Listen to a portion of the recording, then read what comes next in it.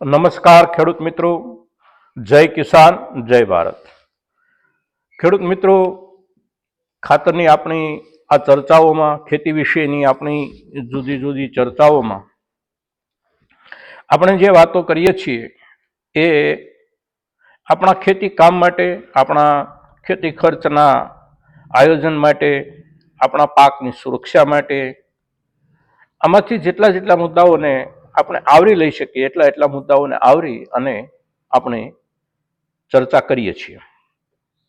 આપણે અગાઉ nano urea વિશે પણ વાત કરેલી, વિડીયો બનાવેલો, અને આપણે નેનો યુરિયાનો ઉપયોગ પણ કરીએ છીએ. નેનો યુરિયા જે છે એ એક વૈકલ્પિક યુરિયા છે, જે પારંપરિક રૂપમાં આપણે યુરિયા વાપરીએ છીએ થેલી, એની જગ્યાએ એક એવો વિકલ્પ છે કે વાપરવામાં થોડી સરળતા છે, થોડી સહજતા છે.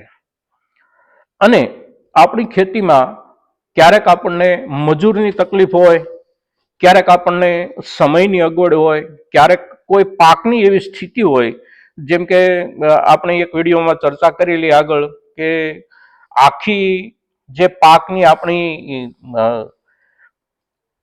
પદ્ધતિ હોય એની અંદર જ્યારે જમીન ક્યાંય ખુલ્લી ન હોય, પૂરેપૂરી જમીન પર પાક ઢંકાઈ ગયેલો હોય અને એવા સમયે ઝાકળવાળું વાતાવરણ હોય, એવા સમયે આપણે ઉરિયા વાપરીએ છીએ, એના પર ઉરિયા આપીએ છીએ, તો એની વિપરીત અસર થતી હોય છે. એનાથી બચી શકાય એ માટે પછી મજૂરોની તંગી હોય, આપણે જાતે પૂરું કામ ન કરી શકીએ એવા સંજોગો હોય, ત્યારે પાણી મારફત અથવા તો પંપ મારફત આ યુરિયા આપણે આપણા છોડને આપીએ તો એક વિકલ્પ છે યુરિયાનો. અને આ વિકલ્પને બિલકુલ બંધ કરી દેવા માટેનો કોઈ કાર્યક્રમ આપણે તૈયાર કરવાનો નથી. આ એક વિકલ્પ છે અને એને આપણે બચાવી પણ રાખવાનો છે. પણ જે પ્રકારે આપણે સમજવાનું છે આ બંને ખાતરોમાં કે નેનો યુરિયા અને પારંપરિક યુરિયા જે આપણે વાપરીએ છીએ એની વચ્ચેનો જે તફાવત છે એ તફાવત તો દેખાઈ આવે છે અને રહેશે પણ. પણ સંશોધનો શું કહે છે એના પર, નવા નવા સંશોધનો જે કાંઈ થયા હોય એ સંશોધનો એના પર શું કહે છે, તો એ સંશોધનોની શરૂઆત જ્યારથી આ નેનો યુરિયા લોન્ચ થયું છે ત્યાર પછી થયું હોય. એટલે નેનો યુરિયા જે લોન્ચ થયું છે એ 2021માં લોન્ચ થયું છે. હવે મે મહિનામાં 2021માં લોન્ચ થયેલું આ ખાતર ત્યાર પછી આખા દેશમાં આપણા મોટાભાગના ખેડૂતોએ આનો પ્રયોગ કર્યો છે. ત્યારબાદ બીજા વર્ષે એટલે કે 2022માં ડેનમાર્કના 2 કૃષિ સંશોધકોએ એક અહેવાલ એવો પ્રસિદ્ધ કર્યો અને એ અહેવાલમાં એ લોકોની જે ભલામણ હતી, એ લોકોનો જે દાવો હતો એ એવા પ્રકારનો હતો કે પારંપરિક યુરિયાની જગ્યાએ નેનો યુરિયાના વપરાશથી ઉત્પાદનમાં ઘટાડો થાય છે. હવે કેવી જમીનમાં થાય છે ઘટાડો, કયા પાકમાં ઘટાડો થાય છે, કેટલો ઘટાડો થાય છે, કેવા રૂપમાં ઘટાડો થાય છે, પાકના ઉત્પાદનમાં ઘટાડો થાય છે કે પાકની ગુણવત્તામાં ઘટાડો થાય છે કે બંને ઘટાડો થાય છે, એના પર એ વિસ્તૃત અહેવાલ હતો. અને એ વિસ્તૃત અહેવાલ જે ત્યાં હતો એની સાથે સાથે આપણા દેશના ખેડૂતો કે આપણા દેશની કેટલીક ખેતી સંસ્થાઓ પણ એના પર સંશોધન અને વિચાર વિમર્શ કરતી હતી. એટલે એ સંશોધન અને વિચાર વિમર્શના આધારે રાજ્યસભામાં 2022માં આ મુદ્દે સવાલ પૂછાયેલો અને જે સવાલ પૂછાયેલો એ સવાલના જવાબમાં આપણા ખાતર અને રસાયણ મંત્રી જે આપણા ગુજરાતમાંથી જાય છે, આપણા મનસુખભાઈ માંડવિયા સાહેબ, એમણે એવો જવાબ આપેલો કે આ એક આંતરરાષ્ટ્રીય સાજિશ છે. આ જે અહેવાલ પ્રસિદ્ધ થયો છે એ અને નેનો ટેકનોલોજીથી તૈયાર થયેલા યુરિયાની કાર્યક્ષમતા પર સવાલ ઉઠાવવો આ એક આંતરરાષ્ટ્રીય સાજિશ છે. અને આ સાજિશ એટલા માટે છે કે નેનો યુરિયા છે એ માત્ર ને માત્ર આપણું ભારતનું પોતાનું સ્વદેશી સંશોધન છે અને ભારતના સ્વદેશી સંશોધનો પર દુનિયાના ઘણા બધા દેશો પોતપોતાની રીતે હુમલાઓ કરતા રહે છે. એટલે આને એક હુમલાનો ભાગ ગણી અને આના પર આપણે ઝાઝી વિચારણા કરવાની જરૂર નથી.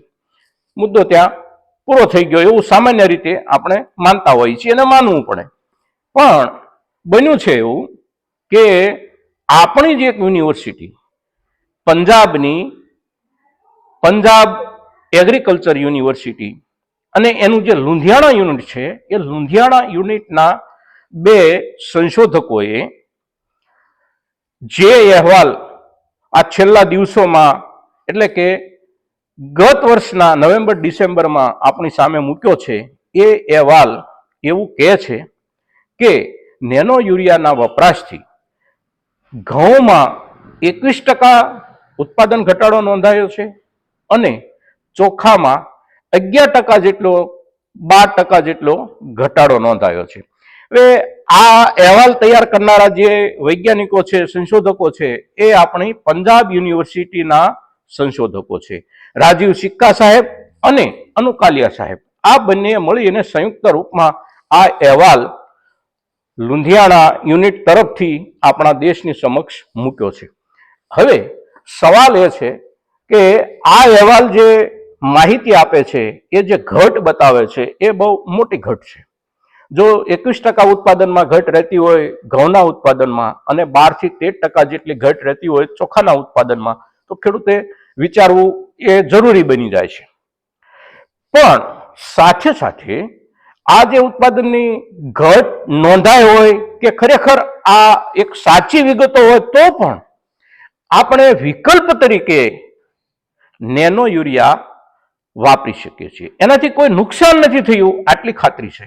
ઉત્પાદનમાં ઘટાડો થવાની જે વાત પંજાબ યુનિવર્સિટી તરફથી જાહેર કરવામાં આવી છે એને આપણે ખોટી તો ન જ કહી શકીએ, કારણ કે એ યુનિવર્સિટી છે, ગવર્મેન્ટ યુનિવર્સિટી છે અને આપણા અનુભવી વૈજ્ઞાનિકોએ સંશોધન બાદ આ અહેવાલ આપણી સામે મૂક્યો છે. મિત્રો, એટલે આપણે જ્યારે ખાતરો વાપરીએ છીએ ત્યારે આપણે નેનો ખાતર વાપરવું છે, પારંપરિક ખાતર વાપરવું છે, તો એની વચ્ચેનો જે તફાવત છે અને એના પરિણામની જે અસર છે આ અસરને આપણે ધ્યાનમાં રાખવી પડશે. આપણા મગજની અંદર આ વાત હોવી જોઈએ એક ખેડૂત તરીકે, એક માહિતગાર ખેડૂત તરીકે. હવે જોઈએ નેનો યુરિયાનું કુલ વેચાણ દેશની અંદર કેટલું થયું છે. તો ગયા વર્ષના એટલે કે 2023ના નવેમ્બર મહિના સુધીમાં લગભગ 7 કરોડ જેટલી 500 ml ની બોટલોનું સમગ્ર દેશની અંદર વેચાણ થયું છે. એને માટેના પ્લાન્ટ આપણા ગુજરાતમાં કલોલમાં પણ ઇફકો દ્વારા ચલાવવામાં આવે છે અને બાકીના 2 થી 3 જગ્યાએ એના પ્લાન્ટો કામ કરે છે. એટલે નેનો યુરિયા એક વૈકલ્પિક ખાતર તરીકે આપણા સુધી આપવાનો આપણી ખાતર કંપનીઓએ પ્રયાસ કર્યો છે.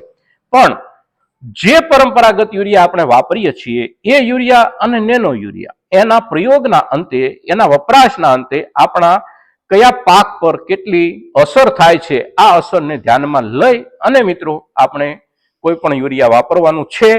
આપણી અનુકૂળતાને ધ્યાનમાં લઈને વાપરવાનું છે કે આપણી પાસે પૂરતી સંસાધનિક વ્યવસ્થા છે, આપણી પાસે પૂરતું માનવબળ છે, આપણા ખેતરમાં વાવેતરમાં એનો અનુકૂળ રીતે આપણે ઉપયોગ કરી શકીએ એવી આપણી સ્થિતિ છે, તો આપણે પારંપરિક યુરિયા વાપરવાનું છે. અને એમાં ક્યાંય આપણને અગવડ છે, તકલીફ છે, તો આપણે નેનો યુરિયા વાપરવાનું છે.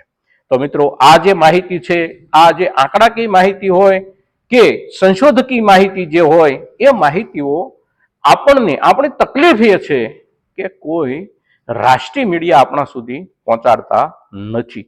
હવે નથી પહોંચાડતા એના તો કેટલાય કારણો હશે, પણ ખેડૂત તરીકે આપણને હજી સમજવા નથી આવતું કે આપણા માટે અગત્યની માહિતીઓ આ મીડિયા આપણા સુધી શા માટે નથી પહોંચાડતા. તો મિત્રો, આવી માહિતીઓ આપણને જ્યાંથી મળે, આપણા કોઈ પણ અભ્યાસ દરમિયાન મળે, તો આપણે બાકીના ખેડૂતોની સાથે આ માહિતીની ચર્ચા કરીએ અને બાકીના ખેડૂતોને આપણે માહિતગાર કરતા રહીએ. તો મિત્રો, આજના વિડીયોમાં નેનો યુરિયા અને પારંપરિક યુરિયા વિશે, એનો તફાવત વિશે અને એના પર થયેલા સંશોધન વિશે આપણે જે આ વાત કરી છે, આ વાત આપણા મહત્તમ ખેડૂતો સુધી પહોંચે એવા આપણે સૌ પ્રયાસો કરશું. ભારત માતા કી જય. જય કિસાન, જય ભારત.